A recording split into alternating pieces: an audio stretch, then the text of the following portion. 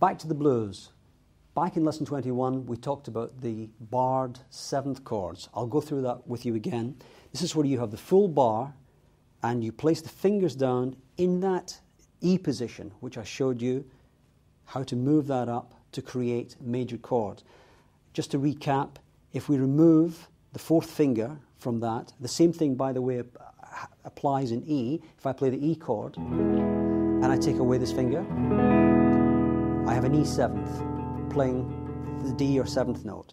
If I take that through to A major, remove the fourth finger, I have A seventh.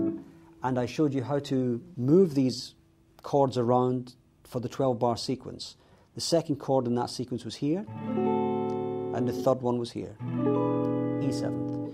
So if we take that idea, and I'll show you how to break that down and find more chords within that one shape. Just for variety and to give you more keys to practice with, I'm going to move it into the key of G major. All that means is we move down from the A position down to G. In the G position, you have the same bar, you have the same major position, then you take away the fourth finger. This gives you G seventh. Now within this G seventh and the 6 notes, the G, D, F the seventh, the B the third, D the fifth, G, repeating the tonic at the octave. There's already a number of small shapes, as you would call them. For example, if I take just the top 4 strings, I only play the top 4, and then I could take this finger away and then make the bar smaller, a half bar. Suddenly I have that shape. If I add a slide to that, I have quite a nice 7th shape. Similarly, if I move to the second shape, 7th shape I showed you here, in this case C7th, that's C, G, B flat, E, G. But I only play the top 4 strings, and I can slide that as well. Suddenly I have quite a different way of playing those chords. To put it in context, I'll actually play a little rhythm and play along with it. First of all, to show you how it works, and then explain in more detail. Here we go. 1, 2, 3, 4.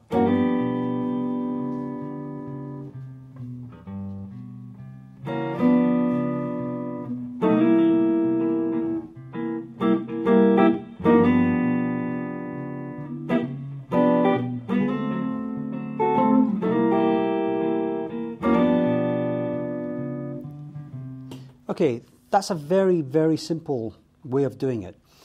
I also showed you this half-bar slide idea here. This also could be applied to the key of G. So if I put some of those into the mix, let's see what that does to it. This time, I'll change the rhythm a little bit. So I'm going to mess around a little bit with the rhythm. Here we go.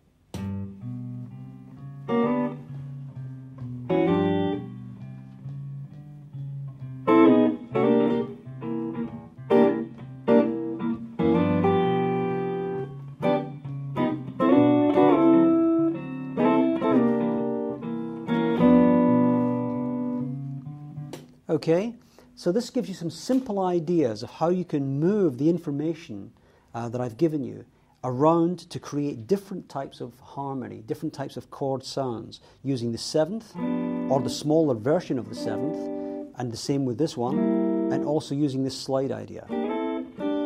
What's actually happening when you're doing that is you're playing what's called an extended chord. I won't go into it in detail now, I'll explain more about that later on.